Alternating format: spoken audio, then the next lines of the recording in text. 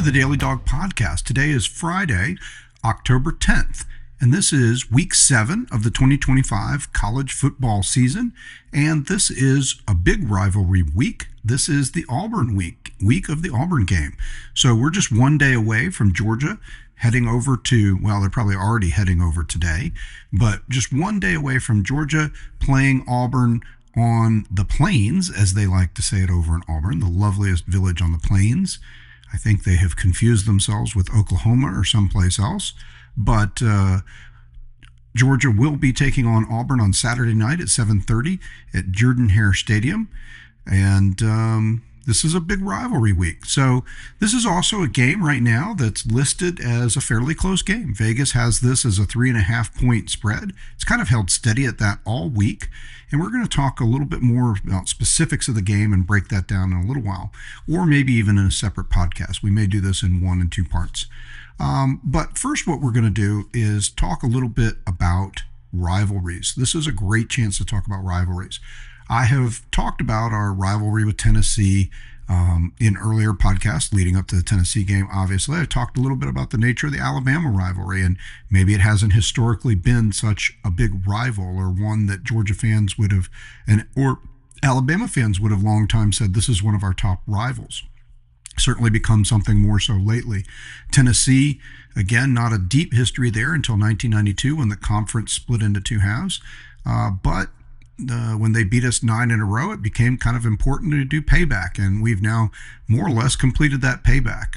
We've taken control of that series. We've now beaten them 9 in a row, and we get a year off as they won't be on our schedule next year.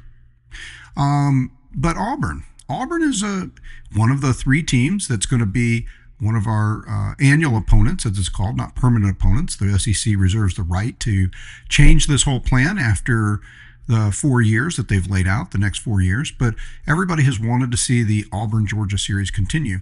You've probably, if you've looked around and been getting excited and reared up for the game by reviewing both this site, this podcast, Daily Dawg, and others, you've probably seen a lot of people digging into history a little bit more this week. And it's hard not to. This is one of the great historical rivalries in all of college football. This will be the 130th meeting between Georgia and Auburn, which makes it one of the oldest rivalries in college football. Goes by the name of the Deep South's oldest rivalry, which I don't think is a very catchy name, but it is descriptive, I guess. You have the cocktail party for the world's largest outdoor cocktail party for the Georgia-Florida game. You have clean old-fashioned hate for the Georgia-Georgia Tech game. So this one just goes by the Deep South's oldest rivalry. And they have been playing, Georgia and Auburn have been playing since the late 1800s. So 129 games so far. So this is a rivalry that means a lot to me, and I think, like I said, this is a great chance to talk about rivalries and why they matter. And I think it fits in the context, and I'm as guilty as anybody throughout so far this season. I have been talking about, hey, how is our team stacking up? What are we looking at this year for the SEC championship and the playoff? How are we going to measure up against these other playoff teams? Our feelings and excitement about the team right now are all kind of in a little bit of flux because we started the season with high expectations, ranked in the top 5. Then we managed to go on the road and beat Tennessee in a hostile environment, an exciting game. It exposed some concerns about the defense, but overall there's still a lot of enthusiasm. Then we get a week off and we think we finally have Alabama, and we lose to Alabama, and now there's a lot more consternation about the weak spots of the team. And I've been talking all season about the idea there are no just juggernaut great teams out there, these killer teams. That we may have to review that a little bit. I mean, a couple teams are starting to emerge, and I think they have separated themselves from us. I think we're still among those top 10 teams, and I think we're probably fairly ranked at 10. I'd be okay with us being anywhere between 7 and 10. I don't think outside the top 10 makes sense, but so we come into this game, though, and our focus and this season has been on championships, and reasonably so. That's what happens when the expectations get so high. And I've talked about that this season, that we should just enjoy a little bit of the excitement of the unknown. Early in the season, that was one of the things I was trying to get us to think about a little bit. Like, hey, we don't know for sure. We went for such a long time where you looked at a game like this, like a rivalry game against Auburn, but where we were clearly the more talented team, the better team, and we should win, and we did. And most of the time, go out and win fairly emphatically against Auburn over the last few years. We famously had the really close game the last time we were at the Plains, and it's sort of well regarded that, maybe without Brock Bowers, we don't pull that one out because Brock Bowers went off and had a great game. But Brock Bowers had a lot of great games. That's how he got to be a multi-time All-American. And he's continuing to have great games in the NFL. So this game, though, gives us a chance to take a step back and maybe remember a different time. And I've been sharing with you my history, my starting in college at Georgia as a freshman in 1989. And so I tend to reflect on this modern history of Georgia football. And of course, I love the whole history. I'm a history buff. I was a history major at Georgia. So we've talked about that. I'm prone to bring you the history, and I'm going to bring you more history today. And I think it's great. And look, we have a rich and deep history as a program, as a team, as a school. The university does, the football program does, and it's something to revel in. It's something to take a lot of pride and passion in. And I enjoy that. And it's one of the things, the Auburn rivalry is where I think I really started in my freshman year to dig into the history. And I'm going to explain that a little bit now.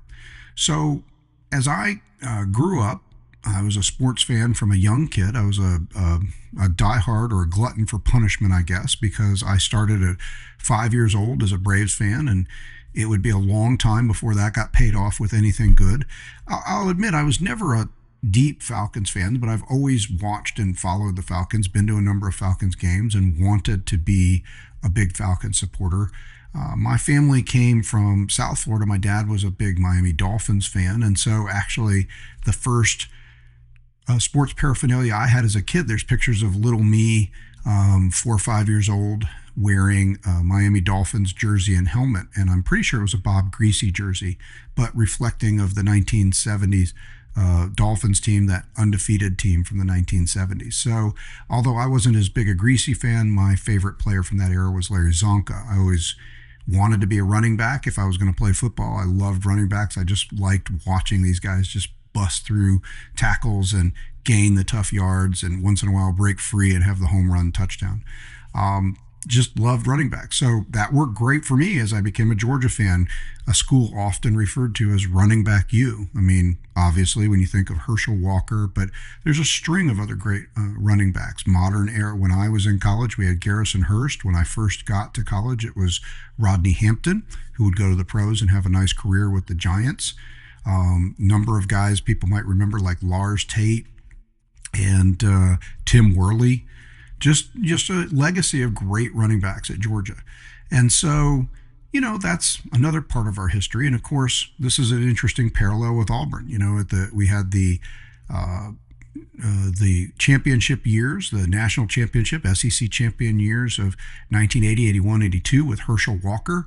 And then Auburn pretty much turns around and almost matches if not matches the hype with Bo Jackson. Bo Jackson starting 83, 84, 85. Auburn starts winning SEC championships and in the mix for the national title behind their great running back, Bo Jackson, who also, a phenomenal player, an amazing college football player. So there's all these interesting parallels. But so again, for me, I grew up in Metro Atlanta. I grew up a sports fan, and as I was getting ready to head to college, one of the people in my life that emerged as my best friend also emerged as my best sports friend. This was the guy that not only I spent a lot of time with, but we both played sports together, and we talked sports all the time. So we went water skiing, we played golf, we played tennis, we did mountain biking later. I think that was really more of a college and beyond thing. I don't think we did that in high school. But we were playing sports together, and we even organized a annual around the holidays, the Christmas, Thanksgiving holidays, a full field 11-on-11 or as many as we could get or as close as we could get to 11 on 11, tackle football game starting in high school and college. I mean, we were just, we're sports nuts, and we enjoyed talking sports, and we could just break down and talk sports forever. And so this buddy of mine, we're the same age, same year in school.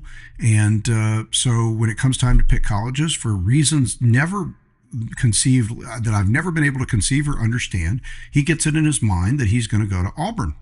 And of course, I'm disappointed because obviously we have a state school right here, and he's going to spend unnecessary money to go over out of state and go to Auburn, at least for the first year. They used to allow you to transfer your in-state to in-state residency over there in Alabama after 1 year and getting a driver's license. So they'll take anybody. So, or they would back then. I don't think they do that as much now. So either way, though, for the first year, it's going to have to pay extra money to go to Auburn of all places. And again, this is where I guess I had never really been a part of a sports rivalry, and especially mostly being, as a pro sports fan, mostly. I had not been into college sports, but as a pro sports fan, I guess we did have in the early days the Braves-Dodgers rivalry, of the Western Division, which of course never made any sense that we were in the West, but that was kind of the thing. And you saw some pro rivalries out there. But as you well know, as a college football fan, as Georgia fans, you know that college football, college sports brings a passion and an energy like nothing else. And sure, there's fans that never went to the university. Maybe they just live in the state, but still they live in the state. And so if you live in the state of Georgia and you want to claim Georgia as your team, well, that makes a lot of sense. And some people look down on that and they say, hey, I'm an alum, and these people just climb on. Well, I'll take them. I'm glad to have the fans. They want to cheer my team. I'm happy to have them. Even if they live in Nebraska, they want to cheer the team. They can cheer the team. I'm fine with that. But I think it certainly makes sense when you look at people who live in the state and maybe didn't go to the school, but they live here. Maybe they just moved here, but they start to develop a pride in their home area, and so they become fans. So that's great. But a lot of, obviously, Georgia fans, me included, are alums. And so, again, I paid a lot of money for me. A lot less money than maybe to go other places since it was in-state. But for me at the time, it was a struggle. Had to work my way through school, and the finances of the whole thing was always a big deal. So, blood, sweat, tears, and money, right, go into being a part of the University of Georgia. And I earned that right. I worked hard to be an alum and get into school, and so I'm proud to have that degree. I'm proud to be a Georgia Bulldog. I'd be proud to be a Georgia Bulldog even if we had a crappy Division II team, a small school, and we weren't a big national power.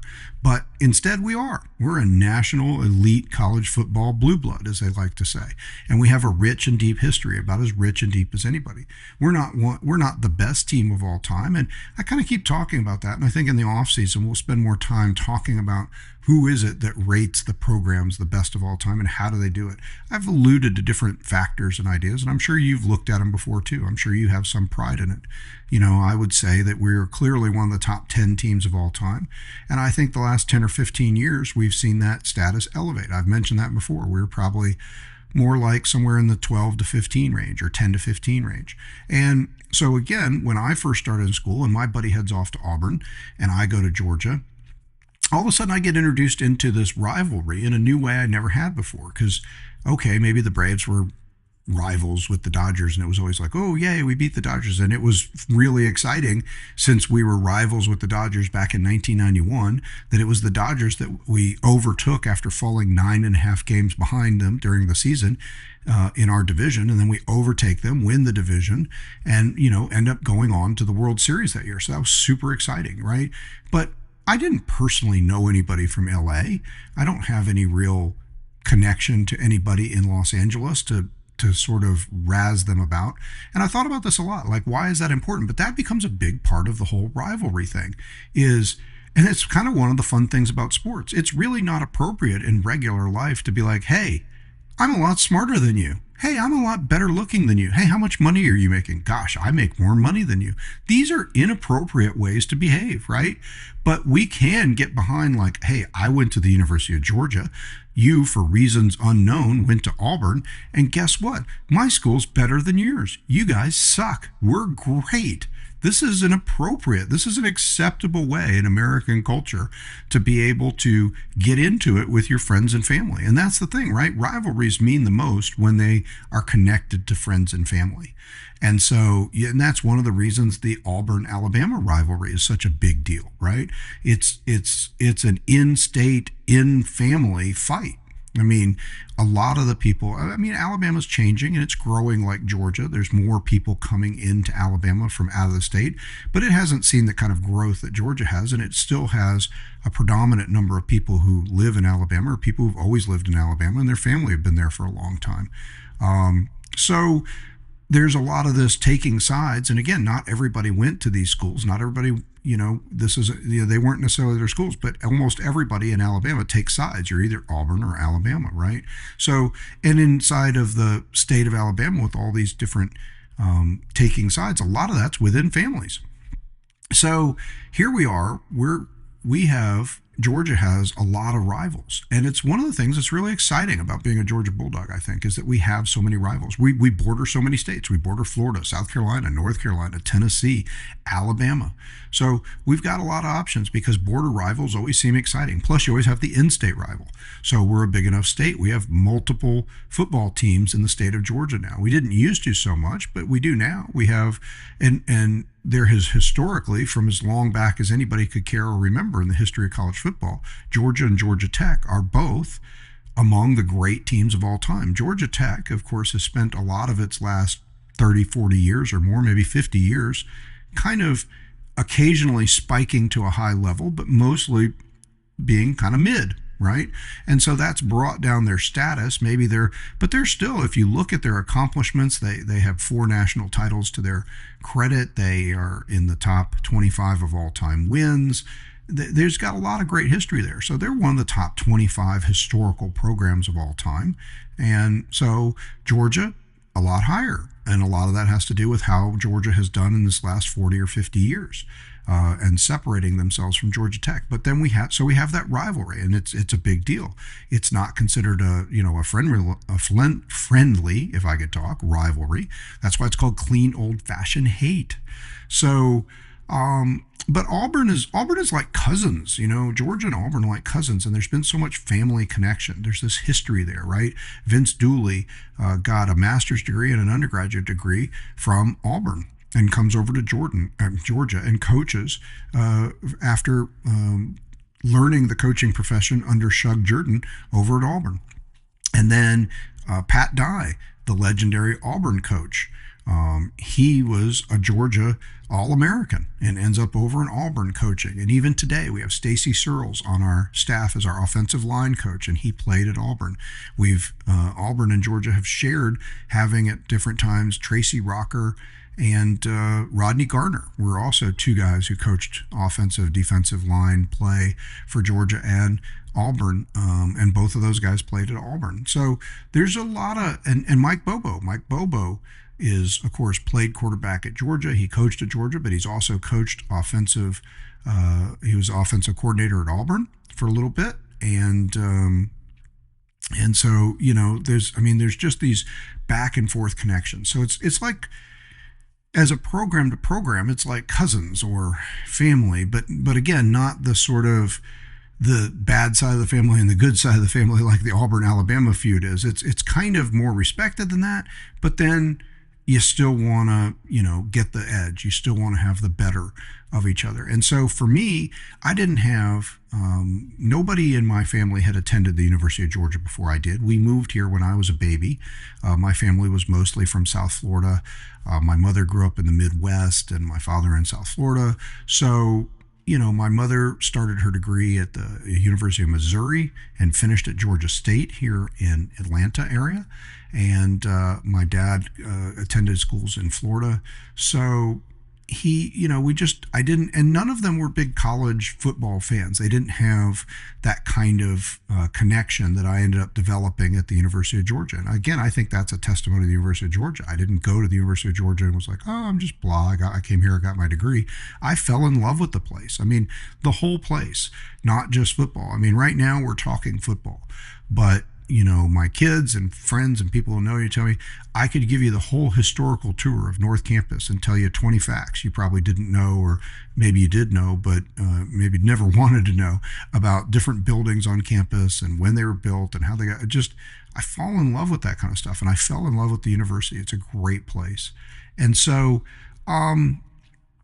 but this is this unique opportunity. So I have this friend, he goes off to Auburn, and we're really close. We talk sports all the time. And now all of a sudden, for the first time, I'm in a rivalry situation where I get to be like, hey, I have these feelings I've never had before. Like, I need my program to be better than your program. We need to kick your butt. I could directly look at it and say, I think you made a crazy choice. You could have gone in-state to this better, superior, prettier, everything better school, right? Instead, you go over to Auburn. So we've been fighting that battle for nearly 40 years now between us, and we're still friends, and we still talk. And with any luck, he'll listen to this podcast and have a big chuckle about it. But it's that's what started to happen. And so this is when I start digging into the history of the Georgia-Auburn rivalry. And it's a really amazing history when I first get to college. I mean, these teams have played at the time I get to the first game, or my first Georgia-Auburn game as a student, 1989, is the 92nd game in the series. So we're still, even way back then, even 37 years ago, we're walking into, or we're getting close to 100 games played between these two teams. So there's a lot of history there. And I've been hearing about, I've mentioned before, growing up in Metro Atlanta, I was a Dogs fan, kind of tacitly, or sort of, I was one of those people who just lived here and was connecting to, like, okay, well, hey, and especially as bad as it was in Metro Atlanta, as Atlanta sports, it was very compelling to have a team that in 1980 wins the national championship. So there's still a lot of that glow living on, right, as I head off to college in 1989. It's only 9 years removed from the national championship. And I'm really excited about this because I suffered in my high school, being a big football fan. I went to every game, and I didn't run around and, whatever everybody does at the game, but not watch the game. I was the guy I was one of the few high school people who went to the game and sat there and watched the entire game and was vastly excited and interested about it. And I got some great stories about that I want to share with you in a different time. It's not enough time today to do that. But I sat and watched the game, so I didn't run around with all my friends and stuff. I was a little bit of a geek in that regard, and I was suffering because from the time I stepped foot in high school until my senior year, the first 34 games of my high school experience, my high school team goes 0-34. They lose 34 straight games. So here I am, big sports fan, big football fan, and what am I greeted with? High school, the worst football team maybe in the history of the state. It seems like, right? And so. Finally, they win their first game for the homecoming game of my senior year. They actually win the remaining 6 games, go 6-4, and make the playoffs. And it was just like euphoria. So I thought things are on the rise. And here I am, I'm going off to school. And the one great thing I'm really hooked into about this is I'm going to one of the great elite football schools of all time. And they go 9-3 in 1988 season. Okay, that was Vince Dooley's last year. So he's retiring. They go 9-3. They go to the Gator Bowl, and they win the Gator Bowl over Michigan, I think. And so, not a great season, but another really good season. So I'm like, all right, here we go. Well, I get to school, and we're confronted with horrific mediocrity when I get there. Georgia goes, I think, 6. Yeah, we go 6-6 in 1989. The only good thing I can say about that is we did beat Florida, which unfortunately would be like the last time we beat Florida in like 7 years. And then we would go on that horrible, losing 21 out of 25 or whatever it is. When we get to the Florida series, we'll cover that in detail. But you know it, you experienced it, you feel it, you've heard about it. It was terrible. So, so in this case, here we are. just I'm at school, and so first year we go 6-6. Next year we go 4-7. Finally, things get a little better. This is the beginning of the Ray Goff era. We have a 9-3, and then a 10-2 season, and then things go back to 5-6, 6-4-1, 6-6 again, 6-6 again. I mean, this is just abject mediocrity, right? So in my first 7 seasons, so my entire on-campus experience in the first couple of years I'm out of college, we're averaging like 6.5 wins a game. So this is not the Georgia football that I was excited about. This isn't the Georgia football I signed up for. And of course, nobody was really. The Ray Goff era was a difficult time. And then it goes to Jim Donnan, and then to Mark Richt, and now to Kirby Smart. So things have progressed, and obviously things have gotten a lot better. How does this matter, again, going back to my rivalry? Well, here we go. First year, my buddy goes off to school. We got the rivalry all year. Then it gets down to November, because the Georgia-Auburn game always used to be played in November, second to last game of the year for both teams, usually. And so it gets to be Thanksgiving break. My buddy comes over from Auburn. He's spending the weekend at with me, and then we're going back home. He got a ride over. He has no car, so I got to take him back to his parents' house. And for the holidays, we're going home for the holidays together. So here I am, yay, come on, let's go. Well, of course, we get hammered in the game. We lose 20-3. So the next year, me and my buddies pile up. We go over to Auburn. We spend the whole weekend in Auburn. They try to convince us how wonderful it is to live in a flat, ugly plain out in Auburn, and whatever. We did have a good time. They were nice guys, a lot of good people over there. We had fun when we went there, but nonetheless, so we go over to the game, and this is one of my early away games, I guess. I think I did go to a away game yeah, I did my freshman year. We'll talk about that another time. So we go over there, and we lose that game 33-10. And I remember that one, we had no offense. Joe Dupree was our quarterback. He had nothing to do but run for his life. And thankfully, he was an excellent athlete, so he could run for his life. And without him, we probably would never have scored.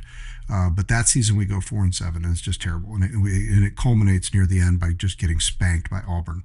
So, and then the next year we go 9-3 as a team, and we make a bowl game, and we're on the rise. We're going to finish in the top 25, so this is great. We're going to the Poulin Weed Eater Outback Bowl that year and beating Arkansas. Woohoo! But we are still going to lose to Auburn. So I start off with a 3-game losing streak to Auburn. So pretty early, I start digging into the history of this thing, because I'm like, well, maybe at least, Georgia is the better historical team. And I dig into it, and I'm finding out, actually, they're pretty even. And the series was pretty even.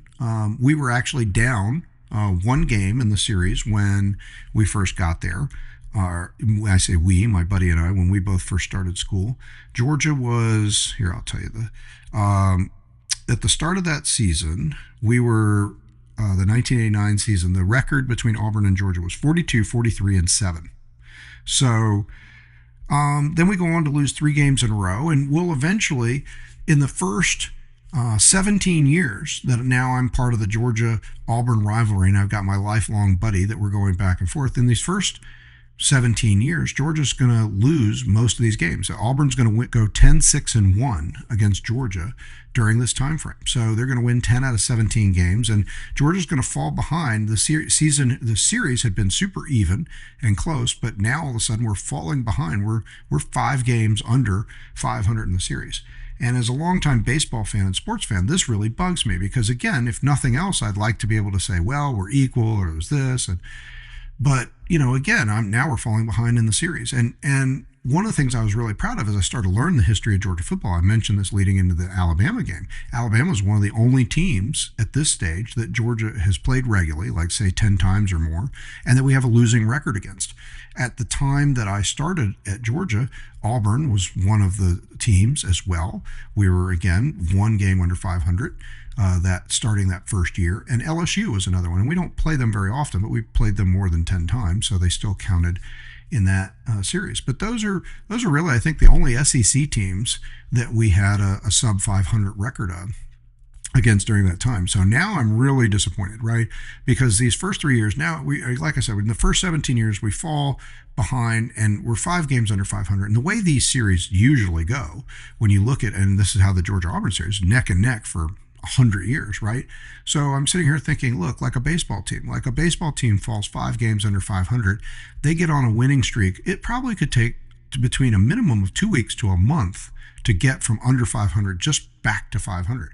Because, even if you win two and lose one, 2 out of 3, you win 2 out of 3, just keep winning 2 out of 3, win series, right? In baseball, it's going to take you a good couple weeks to get back to 500. Well, in football world, you might win two and then lose one and win two and lose one and do that for a while again. But think about this. This is in years. You only get one. In baseball games, you get 5 to 6 a week, sometimes 7 games in a week. In football, you get one a year. So this is going to take forever to get back. But then after those first 17 years, the next 20 years, Georgia's going to turn it around substantially. Georgia's going to go 17-3 in the next 20 years of games against Auburn. So that changes everything. So we come into the game this year, and you've probably heard this already, but we are 9 games over 500. We have now taken that series from being upside down and very close to even, and it was even as recently as the 2015 season. We got it back to even. We were even in 2013, then we lost, then we won again. So 2015, we're back to even. But we're on an 8-game winning streak coming into this game, and we're 9 games over 500 in the series overall. We're 65, 56, and 8 in the all-time series, the 129 games that have been played so far. And so that I'm excited about. So this gives me a chance to be, and just going back to the reflection here, the whole point is to say, I have this good friend, and this is a person I talk sports with the most, and this is a lifelong friend.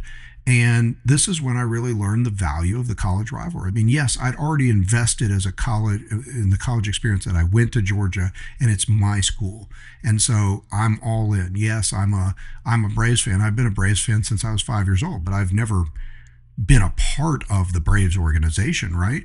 Even if I was a big-time Falcons fan, I've never been a part of the Falcons organization. Well, I was a part of the University of Georgia. I have a degree from the University of Georgia. My kids go to the University of Georgia. I live not down the street, but I live within, 70 miles of the University of Georgia. I get to go to Athens all the time and just still appreciate how wonderful a place it is and say, wow, I love it here. And, lots of Georgia fans do. So it's easy to have that appreciation, but the reflection of the rivalry is when you can really rub it in the face of your friends and your family, because these are the people you're going to talk to all year. So it's great. I mean, yes, I feel a certain, sense of, I love that we were able to beat Ohio State a couple of years ago in that epic game, in the playoff, and then go on to win the national championship. But again, I don't really know anybody from Ohio State. And actually, I do have a niece that's going to graduate school in Ohio State. But it's not like she's just adopted a huge football, fandom of just, stepping on campus as a graduate student. So, I'm not sure she's a huge football fan to begin with anyway. Anyway, I digress. The point is when you see these people, when you talk to these people all the time in your life, then this is the one cultural place where it's acceptable for us to just rib people and try to stick it in their face. Hey, I'm better than you. I beat you. So, for 8 years in a row now, and 17 of the last 20, we've been able to stick that in the face of Auburn fans. And actually, that's getting to be it's actually, in many ways, people think this rivalry has lost a lot of its luster because of that, because Auburn hasn't upheld its end of the bargain. But for me, I don't think it matters that much. It's always going to be a matter of being able to reflect on that personal relationship. And the reason I bring all this up is to say, look, in contrast to where we've been lately, and as exciting as it is to win SEC and national championships and compete for those, and I'm not saying I don't care about that. When we first started, those years of mediocrity I was describing, where we averaged going basically 6-6, a lot of the first 7 to 10 years, I was a Georgia student and then fan, graduate, not graduate student, but a graduate of the university and continuing on as an alum fan. During that time frame,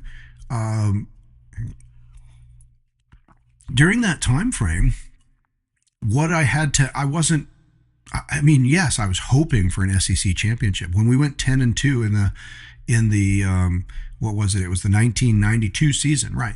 And Garrison Hurst came in third in the Heisman Trophy balloting. I mean, this was exciting. So I mean, I'm rooting for Heisman Trophy. I was rooting for us to win the SEC. I was rooting for us to have a chance in the national championship. And I've reflected on that season earlier. We missed out because we lost the Tennessee game and we lost the Florida game. And had we won either one of those, we might have been in contention.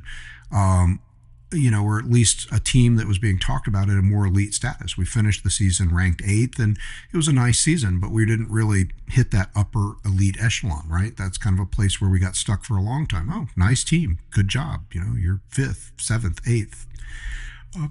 You won 10 games. You get to go to a January 1st bowl game, but we're not going to talk about you in the national championship breath. And obviously, you might remember we didn't win an SEC championship for a while. We are the second best SEC championship team of all time. Alabama just dominates that category, like we talked about. But Georgia's the second best. We have the second most SEC championships of all time. But we went 20 years in between SEC championships.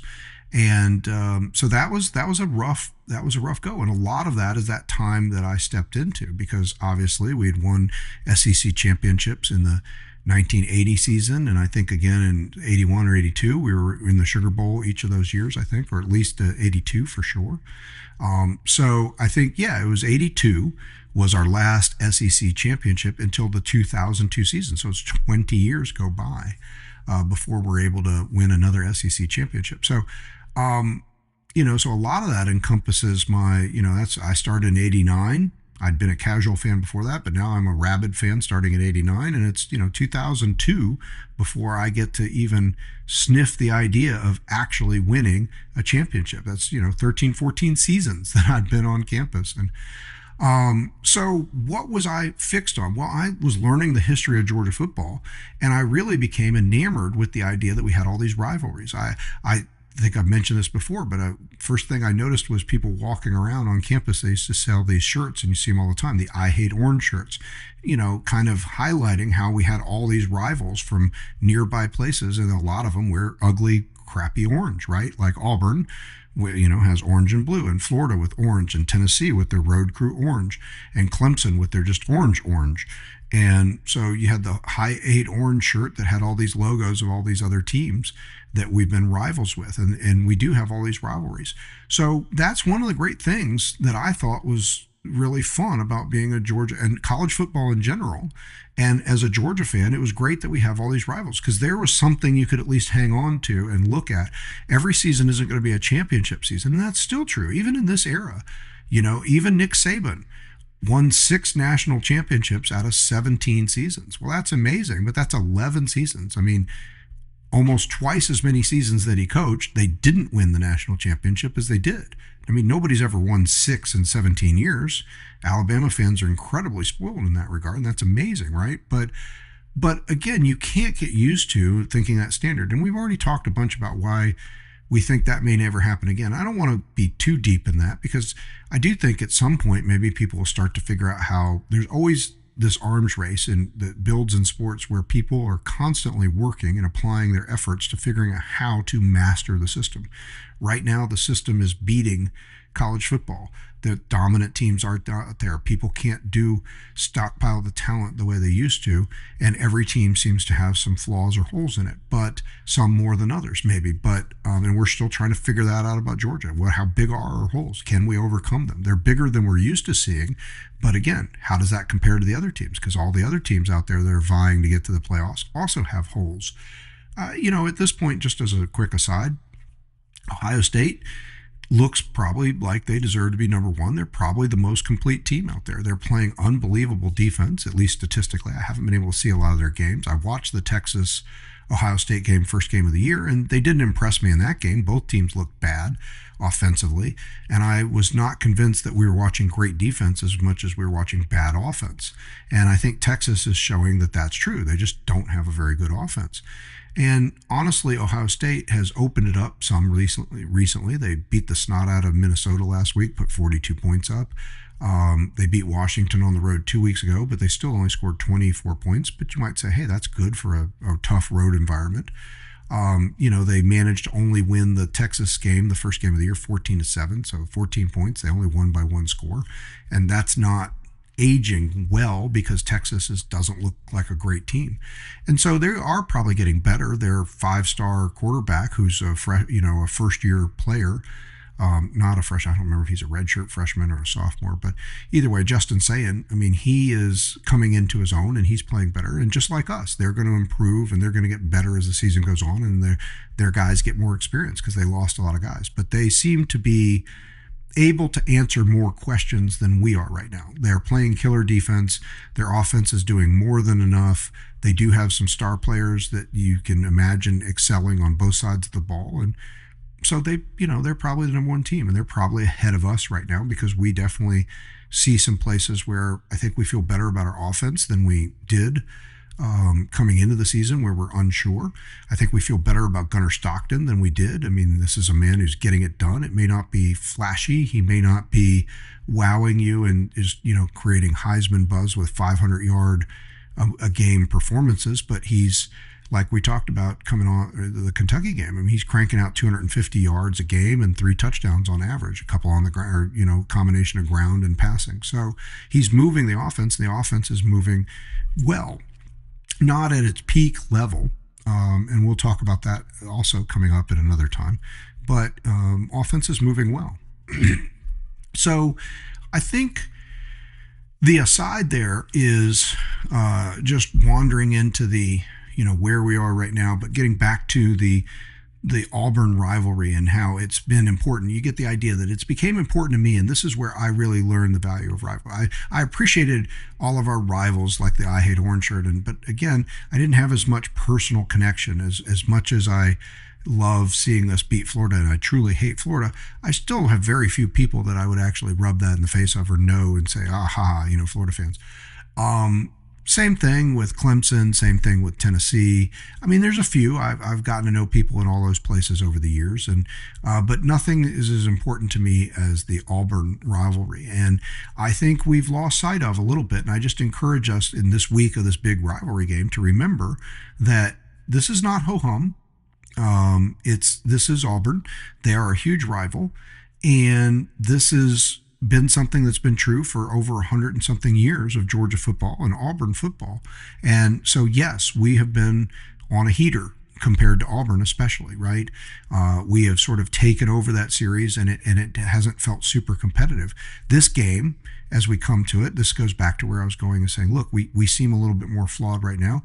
This is a team that, Auburn, I think the Auburn perspective on this game would be the same thing that we said about the Alabama perspective for Georgia coming into the Alabama game. Look, Alabama looks more gettable, as people would say, this year.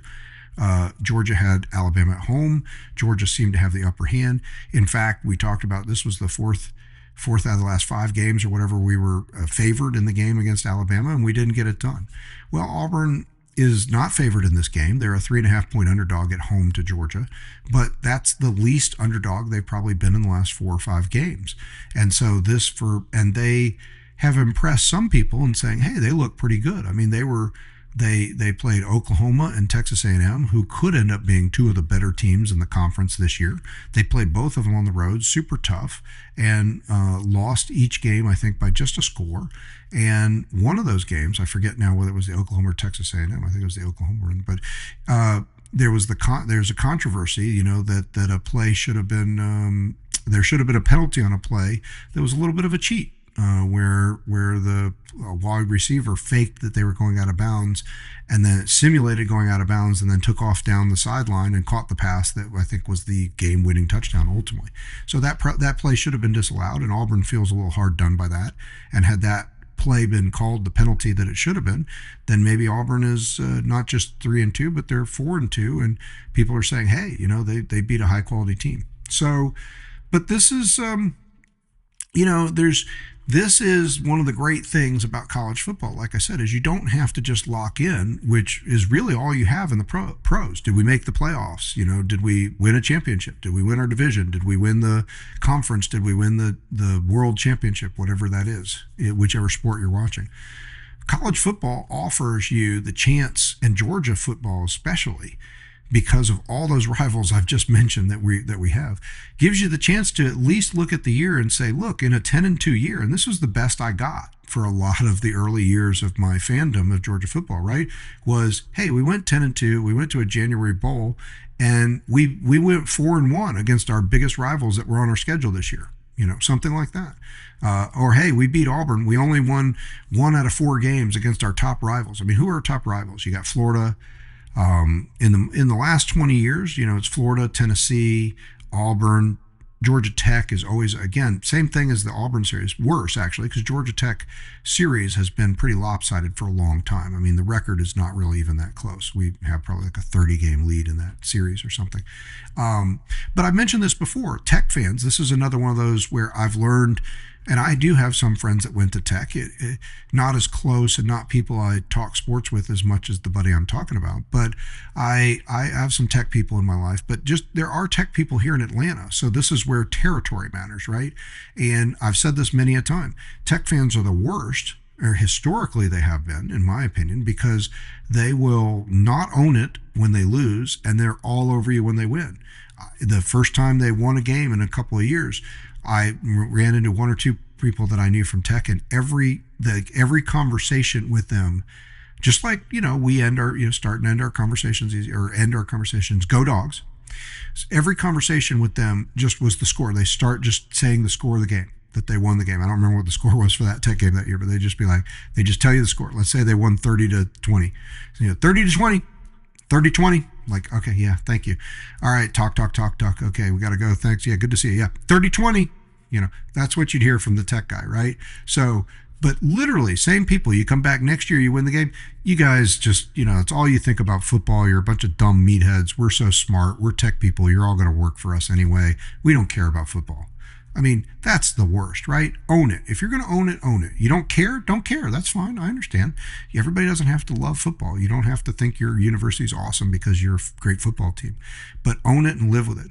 Auburn fans are not that. Auburn fans own it. They'll live with it. And I know it pains them to have an 8-game losing streak against Georgia. I mean, Alabama is where everything starts and ends, right? I mean, I think a lot of Auburn fans could live with a 1-11 season as long as they beat Alabama.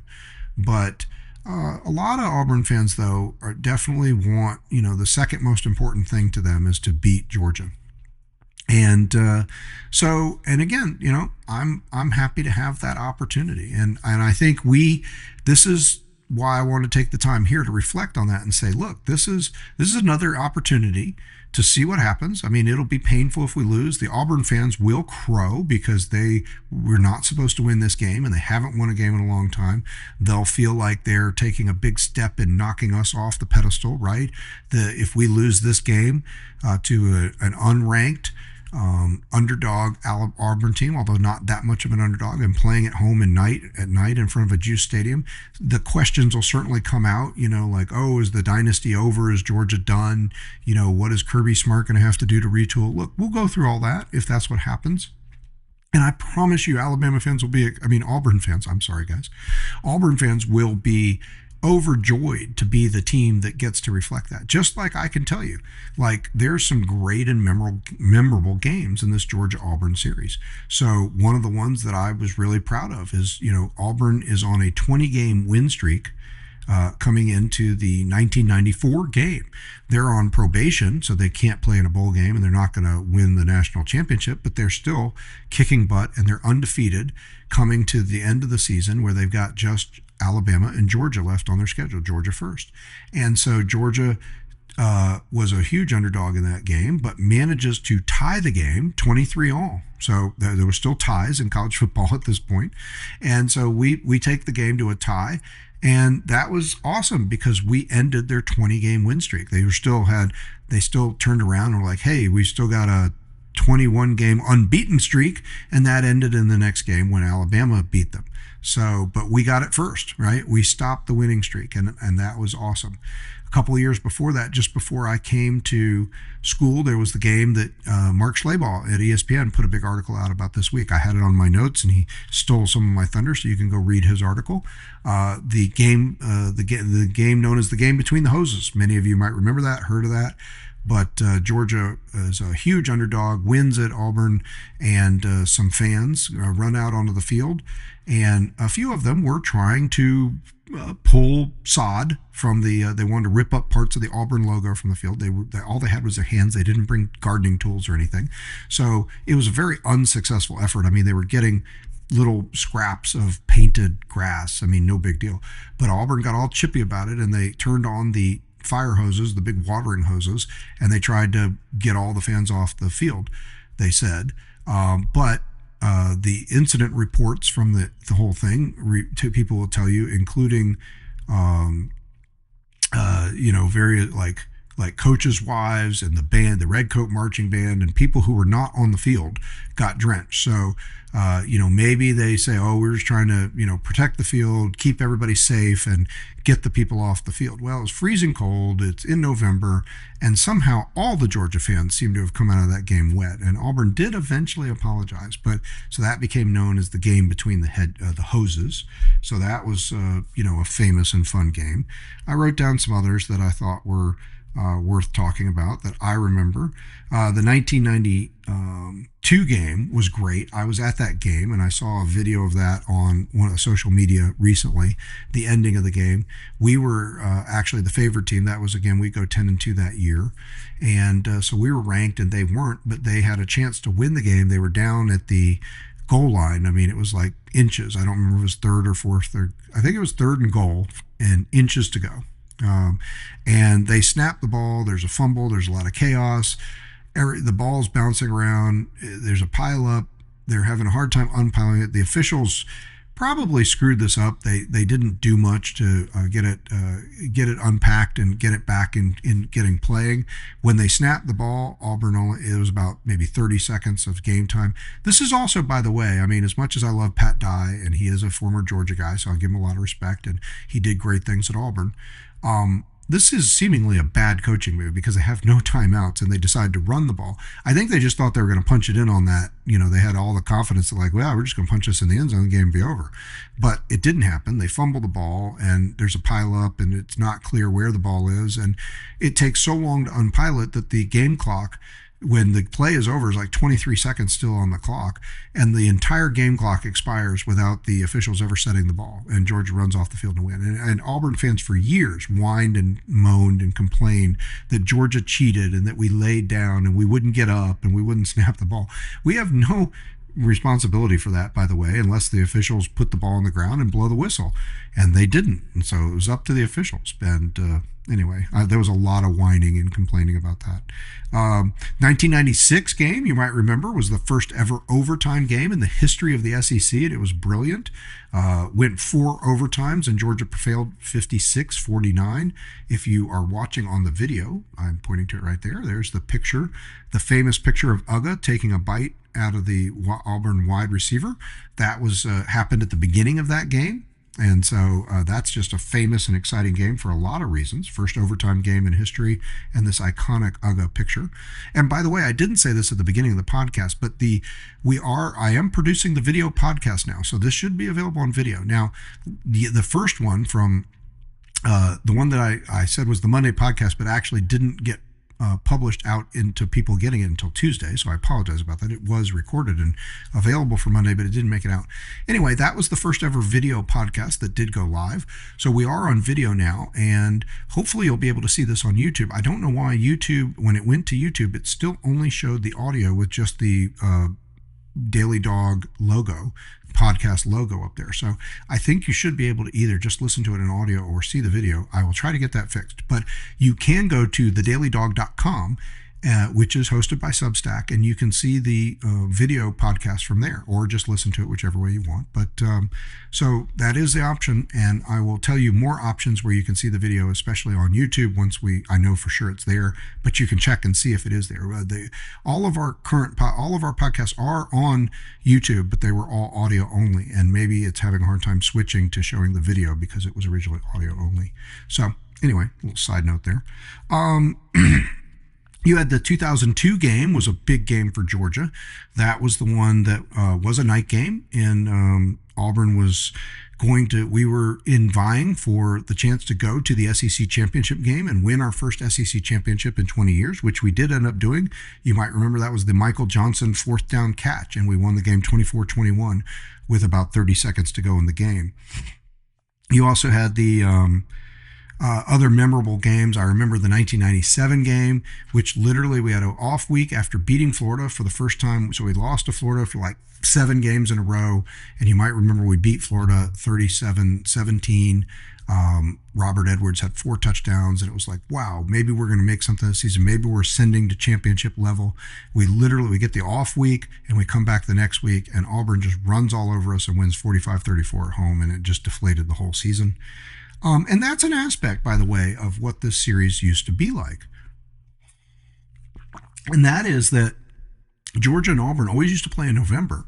And if either or both of them were contending for the SEC or national consideration, national title consideration, top rankings, then this game had a lot. I mean, both of these teams have taken away a lot of opportunities from each other, or they earned their opportunity by beating that other school, because you're playing one of your top rivals and another high-end SEC team, a team that's worthy of SEC and national championship consideration a lot of years, and you're playing them in the last or the second to last game of the year. So this, there used to be a lot, I think, and some people have pointed this out. Some of the articles I've seen this week have pointed out. It might have been I think it was a piece in the AJC that talking about maybe the rivalry has lost some of its juice. And one of the reasons they were theorizing it's lost some of its juice is the last 4 or 5 years, the game's been played in September and October instead of November. And it just doesn't have the same, you obviously have to play big games earlier in the season too, or you can, right? We certainly would have thought it was a big deal to have finally beaten Alabama recently if we'd won the game in September, and we'd carry that love of that all the way through the season. And maybe that will or won't change our season. Although, like we talked about last season, we lost in September to Alabama. Didn't affect the fact that we won the SEC championship, went to the playoffs. So a lot of times there's just a lot more emphasis put on that last or second to last game, because that often is the one that's going to determine exactly what happens there. So 2005, we lost to Auburn again.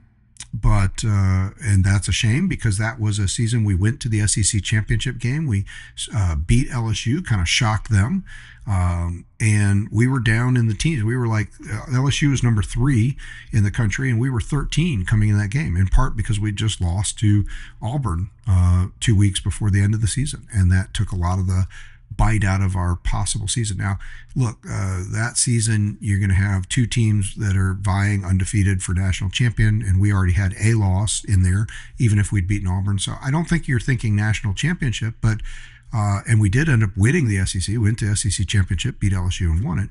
It's just we would have been even, we would have been a lot closer to that elite discussion. So maybe we didn't lose that much, but it was embarrassing.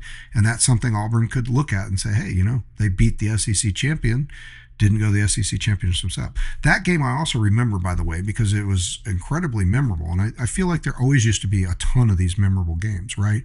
And you might remember this if you're old enough. The game came down to, it was a back and forth game. We couldn't stop them at all. They had this wide receiver, Romadushu, I can't remember. I can't say his name properly. I don't think I could say it if I was reading it. But he was great. I think he did go on to have a decent NFL career. And he has like 100 and something yard game in this game. And a lot of it comes right at the end, because we were not able, they also had a running back, Kenny Irons, and he had like 179 yards in the game, and he was killing us. So they were just running the ball up and down the field. But we do come all the way back. We'd been down and we'd come back, we'd get down, come back. We come all the way back, and with 3.5 minutes to go, we kick a field goal and we go up 30-28. And then we get Auburn at their own 32 or 34 yard line. We get them into a 4th and 11 play. So this is another one of these, like, all we got to do is stop 4th and 11, and it's like a minute and 20 seconds to go now or whatever. We just got to stop this, and we're going to take a knee and win this game. And it was a great, exciting game, and we're going on to the SEC championship, and maybe we got a chance to finish in the top 5 in the country. Maybe if somebody slips up, and everybody doesn't go undefeated, maybe we're part of that national title discussion. Didn't work out that way because you had 2 undefeated teams, but, you didn't know that at the time you're playing the Auburn game, right?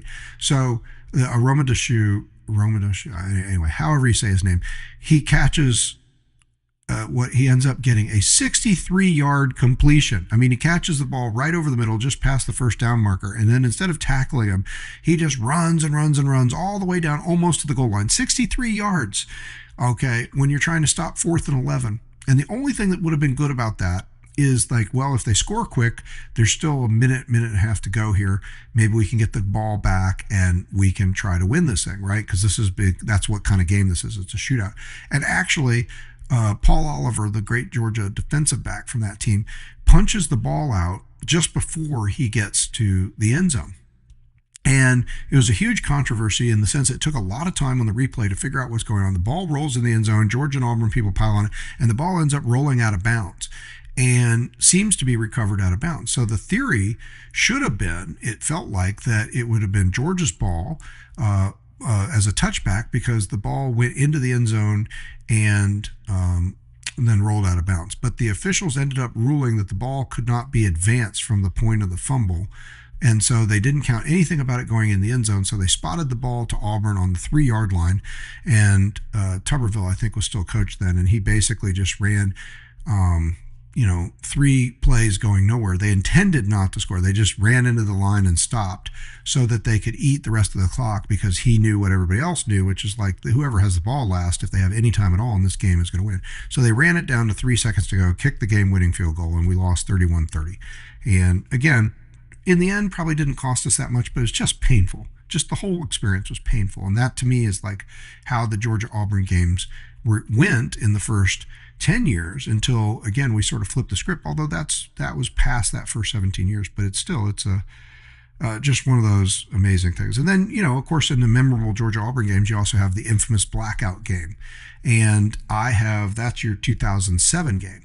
So 2006 is when we began the run we're on now, which is so the last 20 games starts in the 2006 season, and we've won 17 of the last 20 against Auburn.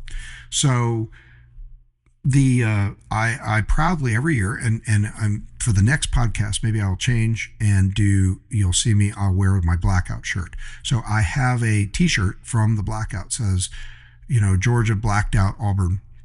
And this is a long sleeve black t-shirt. Georgia came out in the black jerseys and everybody's so excited. No Sean Marino, everybody dancing to Soulja Boy on the sideline. And, just the amazing electric night game atmosphere that turned out to be. And we just stomp Auburn 45-20, just kind of run away from them. It was a back and forth game for the first half, and then we run away. And it's just a great, memorable moment. We all love that. I got the t-shirt from the game, blacked out. And, it's awesome. I wear the t-shirt every year. And so I didn't have the t-shirt for the 2007 game because it happened in the 2007 game. So I've had it every year since the 2008 game. And of course, for every game I've worn it, we're 15-3 against Auburn every time I wear that shirt. So I don't know that it's just the shirt, but, a little factoid there. So I will be wearing the blackout t-shirt. Again, I wear it every year for this game. So again, this is what kind of rivalry it is, right? These are the kind of things you have to think about. So look, the rivalry's it has lost a little bit of juice just because, what's happened on the field. Auburn has taken a step back over the last few years. When Georgia and Auburn when I first became a part of that, like I said, they were very similar programs and they had a very similar history. I was arguing, and again, the whole history thing, learning the history of Georgia football, while we're losing those first 3 games, and my buddies got a lot to crow on and we're kind of getting our butts kicked, and then we're falling behind in the series, I was at least going back and say, hey, we've got 10, at that time we had 10 SEC championships and they had 4. So I'm like, hey, we got a lot more SEC championships than you. We have a few more wins than you, a slightly better winning percentage than you guys. Both teams had 2 Heisman trophies. And at that time, both teams Georgia actually was claiming 2 national championships, the 1942 and the 1980 national championship. And Auburn just, at that time, was just claiming the 1 championship from 1957. We hadn't gotten to the 2010 Cam Newton championship yet. And we hadn't gotten to this year where they decided they would just go pluck 7 more national championships out of the dustbin of history. And I'm sure you've heard about that, and I've talked about that some. And I think we're running a little long in today to dig into that much, although it seems like it would be a great thing to talk about in the history podcast, or talking about the history of the Georgia Auburn series. But it is true that, what has sort of happened in the time frame, and I had this written down. So in the 37 years since I stepped foot on campus, in the first 17 years, going back to that time frame, this gives you a little reflection, and this leads us into talking about what is Auburn now and where are we going here with the in the future of the Georgia Auburn series, or for this game coming up, and starting to break down this game. So in those first 17 seasons, Auburn won 137 games and Georgia won 138 games. They both lost. Auburn lost 63 games, Georgia lost 66. And they both won 2 SEC championships within those 17 years. So very even. But Auburn did have the better of Georgia in the series, 10-6-1 during that time. And so again, in my rivalry, we're falling behind.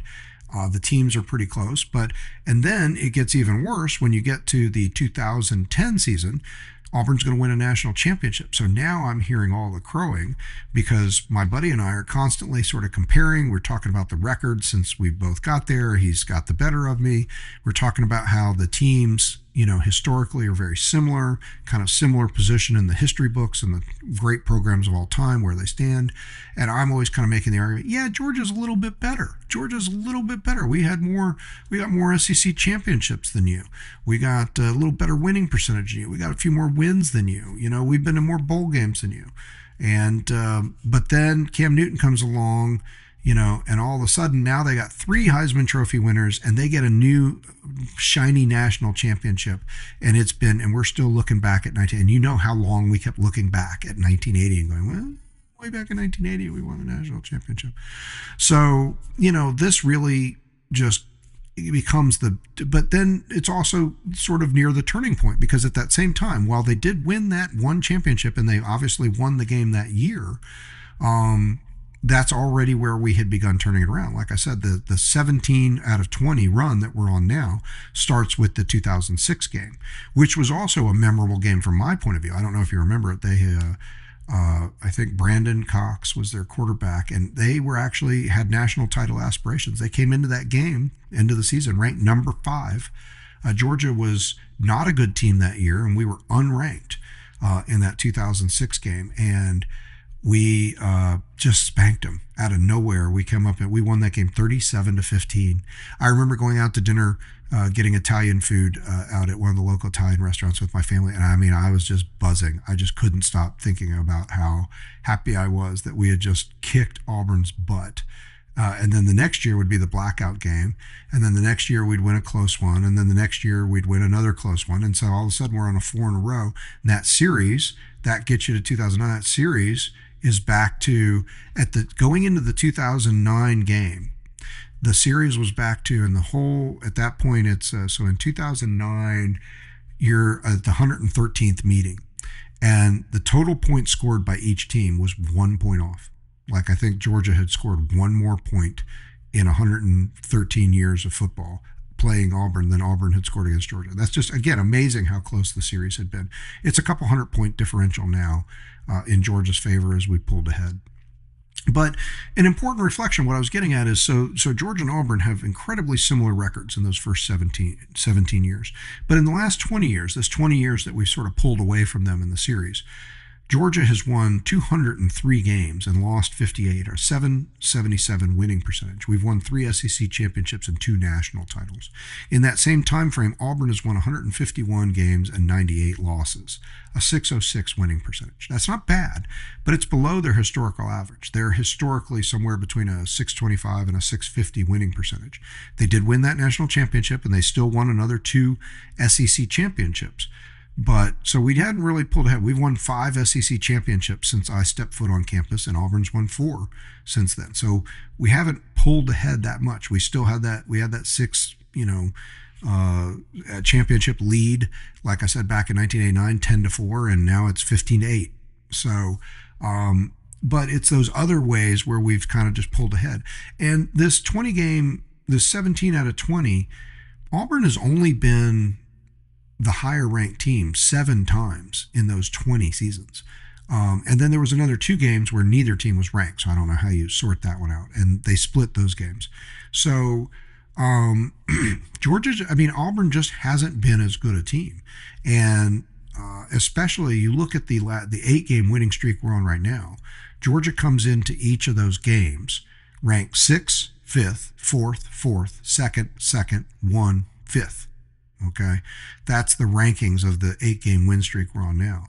Auburn was second, so the first of those games, Auburn was actually, that's one of those 6 games where Auburn was the higher ranked team, the 2017 game. And we won that one. Well, that's the SEC championship game. So we lost. That's the season we played them twice. So we came into the first game ranked number 1. They came in ranked number 10.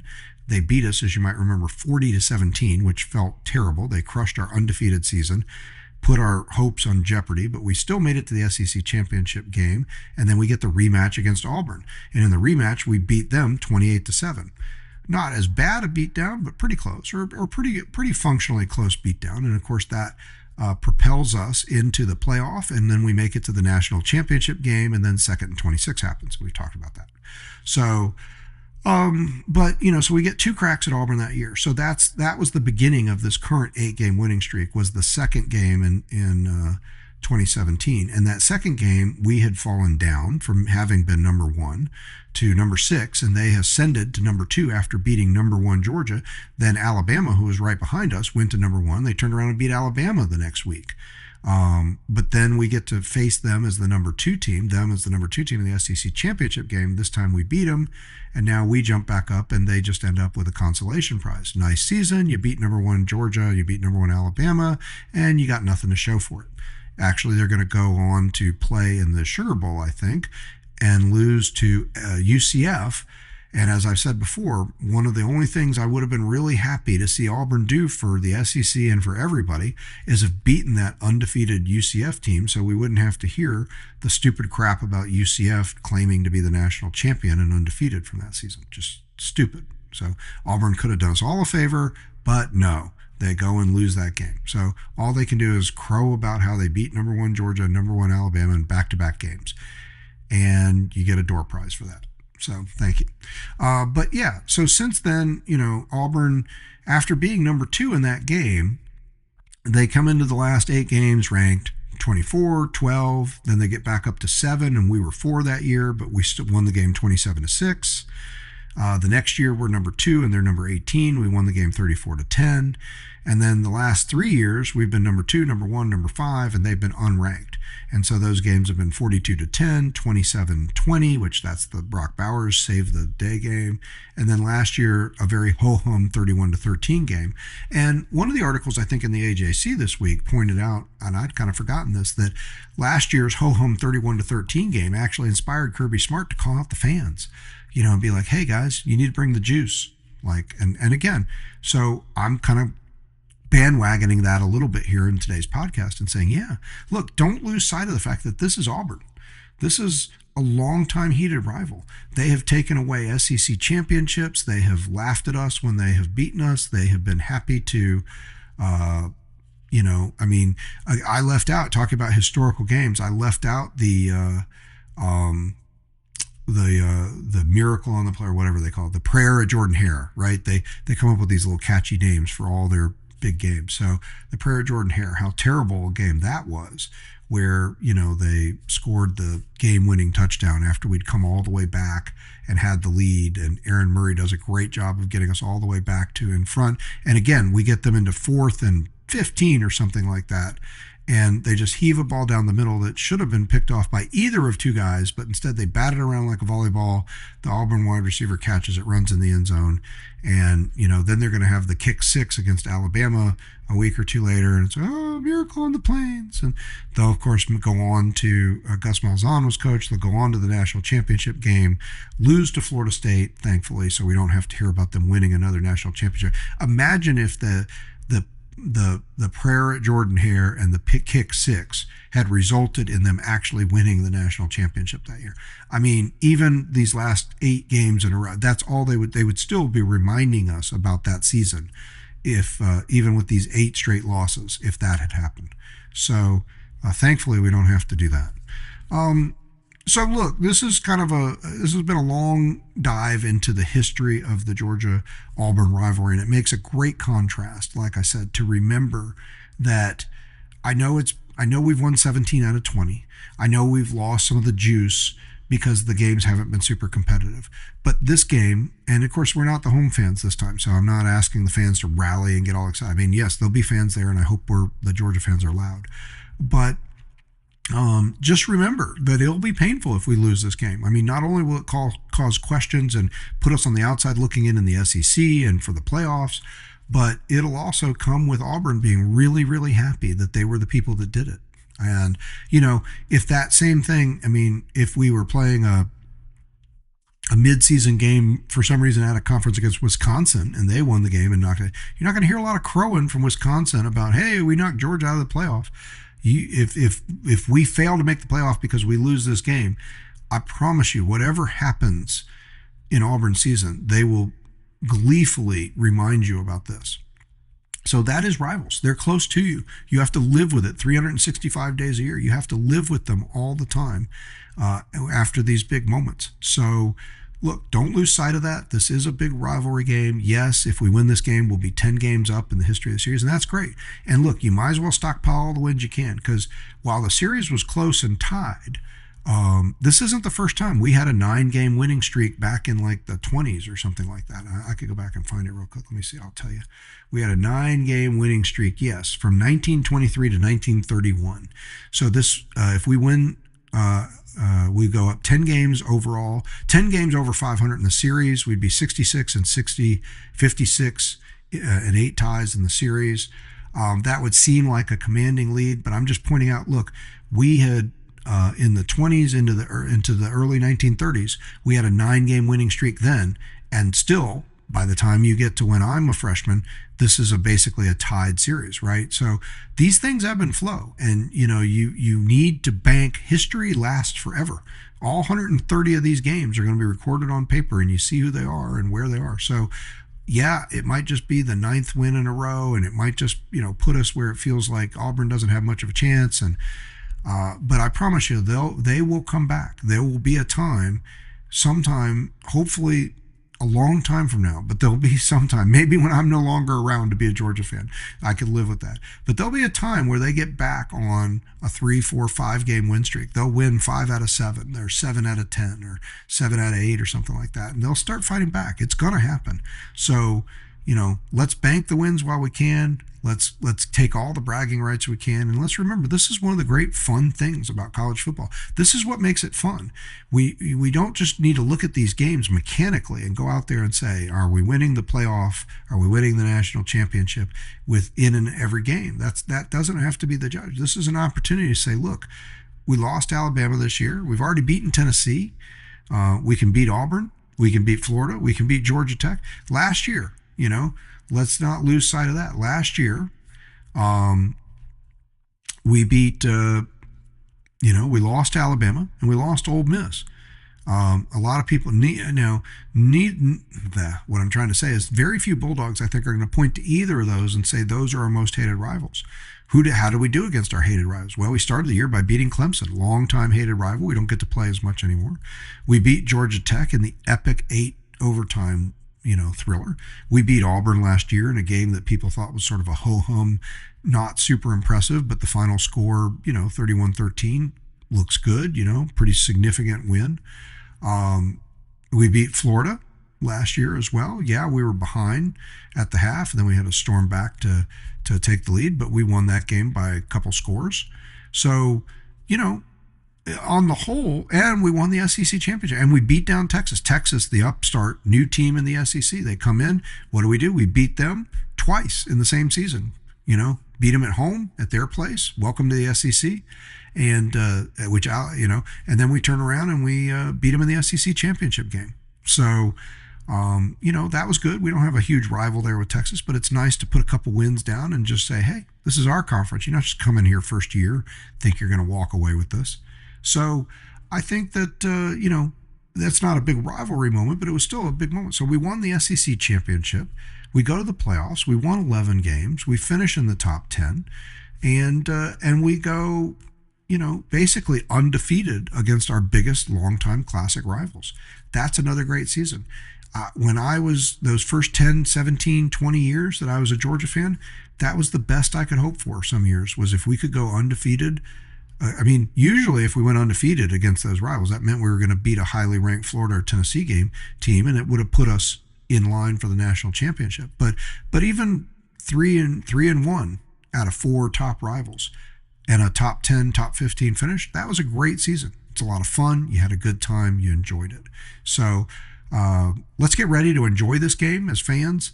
I hope we win. I feel pretty good about it. We're going to get into the breakdown in the next podcast and what I actually think is going to happen. It's interesting that the game is so close. Auburn has showed some grit and fight and guts, and I think people have a pretty good feeling about Auburn, and this game looks a little scary on paper heading into it because, we just haven't been very dominant. They've been close on a couple big games against teams that have looked really good so far. So the feeling is this is a close, tight game. But I think there's more to look at, and we'll do the same thing we always do. We'll do the matchups. We'll look at the true outcomes. We'll look at the possibilities, and then we'll make our predictions and say where do we think we're going to come out on this. But my first instinct is I feel pretty good about it, and maybe that is history speaking. Maybe that's the fact that, like, hey, we've played better Auburn teams than this recently, and they hadn't been able to win. I don't know, but I think that there's, so maybe history is speaking. Maybe I've just gotten used to it, but I think that like I said, we'll break it down. We're going to go ahead and call it here. I appreciate you being a part of the podcast today. Please remember to check out the video podcast. You get to see me sitting here talking to you, which I guess is more exciting than not because people seem to like video podcasts. So that's why we're moving in that direction. Please tell your friends. You can find all the things about us at thedailydawg.com. Easiest thing to remember. You can find the podcast there. You can find everything. Of course, we're on Apple, we're on Spotify, we're on YouTube. So wherever you find us, leave comments, share thoughts. Love to share them. I love to read thoughts from folks online. During game time, I usually do run a chat from Substack on the chats. All you have to do is be a subscriber, which at the moment is free. So if you're a subscriber, you can join the chat, and it'd be great to have a community of us sitting there talking about how things are going in the Auburn game. So please join us if you can for that. All right. Thank you very much. I look forward to being back with our breakdown and game prediction in the next podcast. Have a great day, and go Dogs.